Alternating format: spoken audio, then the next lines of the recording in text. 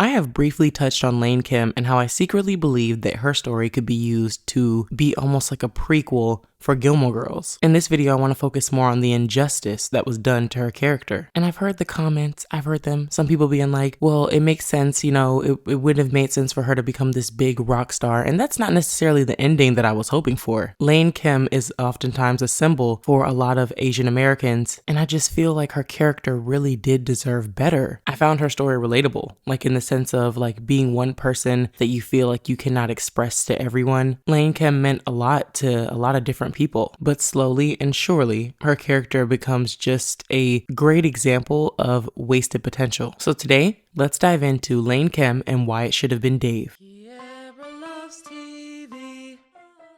Yes, I made a theme song so that I can talk about all my favorite shows. Oh yeah. And this is just your disclaimer that this is not me talking about any of the actors themselves, but more so their characters. Please do not attack me in the comments. Everyone is entitled to their own opinion, even those who disagree with me. But let's keep it friendly. All right, let's get started with the show. Let's get into why it should have been Dave. I just feel like Dave really went out of his way to try to make sure that Lane understood that he cared about her and that he was willing to do whatever it took to be with her. And then she gets with Zach and it's nowhere near the same. Dave went and read the whole Bible in one night just to try to decipher what her mother was trying to tell him. Before Dave left, it wasn't like Zach was this huge character even. It felt like they just kind of shoved him in because Dave Rogowski's character was leaving the show.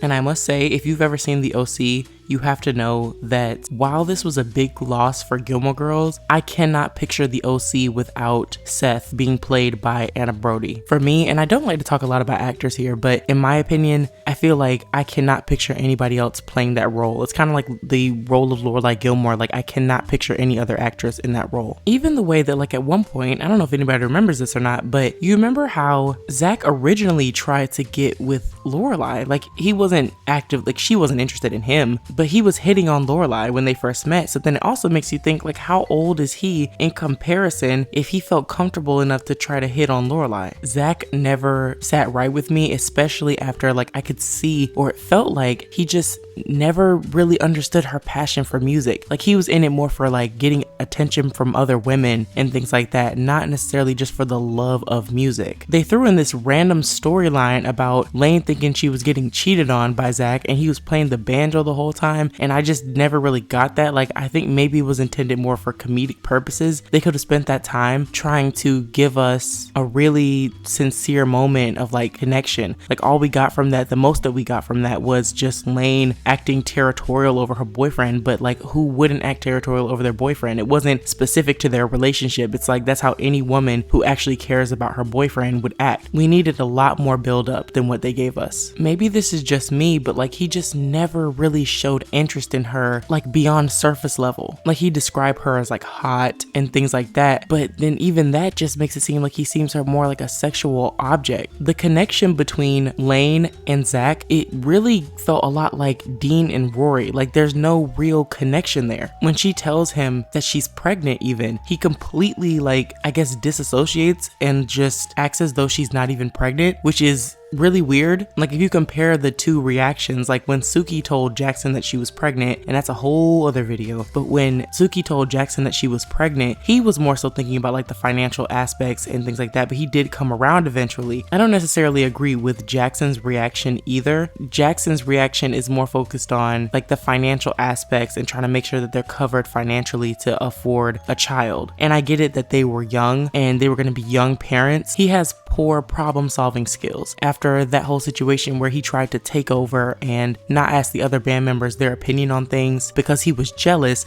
because he thought that Brian had a crush on Lane. And even if he did, he should have communicated that a lot better than what he did, instead of just taking over their band and ruining their shot at a record deal, knowing how important that was to Lane. He gives her this really poor line where he says, you know, maybe that's why band members like shouldn't date. And then he doesn't just like try to come to her and apologize and and work out the issues and try to talk about how he's going to be better moving forward, he just decides to propose. It's giving Chandler in Friends, if anybody here is a Friends fan. And even Chandler in that moment, he grows from that and becomes a much better husband to Monica. Lane constantly gives up her dreams for him, and it's like, it just seems as though that's not often, or as often at least, reciprocated. And yes, in the revival, he's working a dead-end job and, trying to support their family. And that's probably the most I've ever seen him sacrifice for Lane. In the end, I just really hoped that some kind of way Dave was gonna come back and that they would end up together, because I did not like Zach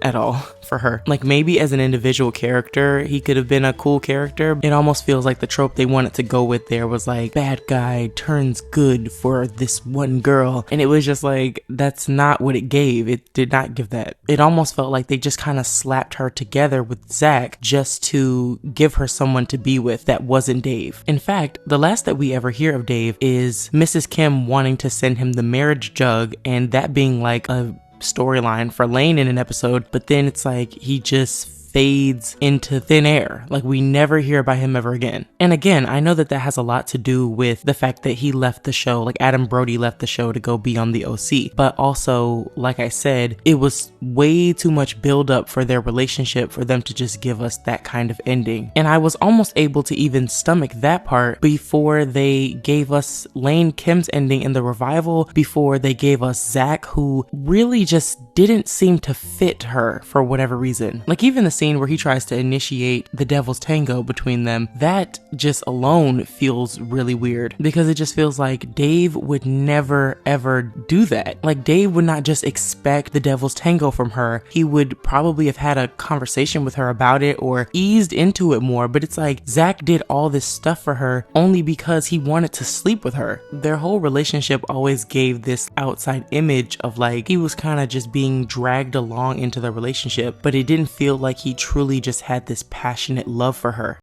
Overall, Zach really sucked as a love interest, and it felt off to me because with characters like Lorelai and Rory, we were given moments that had depth, and it seems like their relationship had been carefully planned out, but with characters like Lane and even Michelle in the revival, who now has a boyfriend, there is no build-up. And some would chop it up to, well, they're side characters. But Lane had grown from a side character to among the main characters in the way we grew with her, watching her go from hiding books and music under the floorboard to standing up to her mom and owning who she is. They often break away from the main story, and they will give characters like Suki and Jackson's relationship development versus other side characters who get an ending, like Lane. When Rory comes to stay with Lane after leaving her grandparents' house, Zach is going on and on and on about how she's using up all their stuff. Then he tried to tell Lorelai that she needs to pay for her then 21 or 22-year-old daughter to stay there, when, as Lorelai rightfully said, she cleaned out her entire garage and let them practice in there for free. Most of Zach's lines are him just whining or being an arrogant womanizer. And quickly, let's skate back to how he acted with the whole Hep alien breakup thing, because someone who understands and loves Lane would never put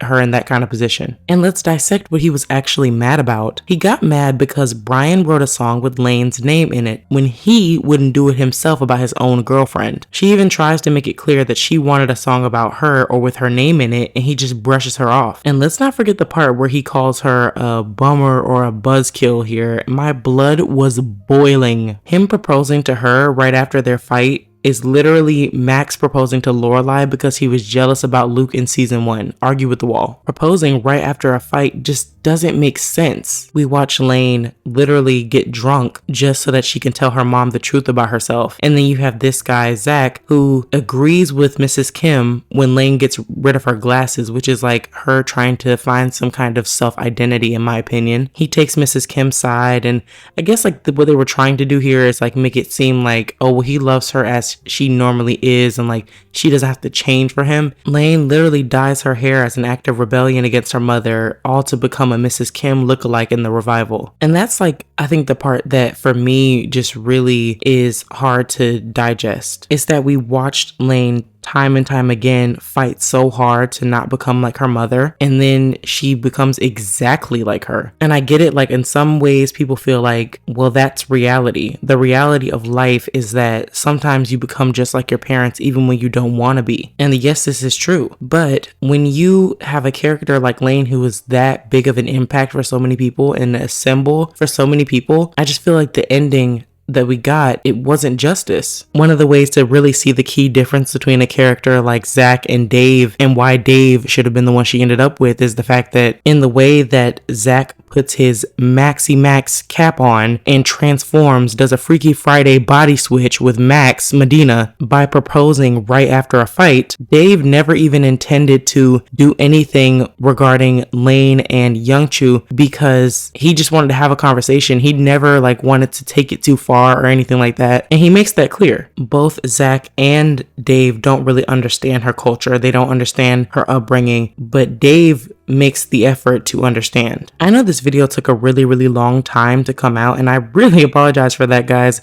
I intended to get this out way earlier than what ended up happening. One of the biggest issues is that I was really close to finishing, but what I was editing on, it wasn't enough storage for me to actually save the video. So that's been the holdup this entire time. And I just want to say thank you to everybody who continuously watches the videos. I appreciate it so much, and I can't wait to see you guys in the next one.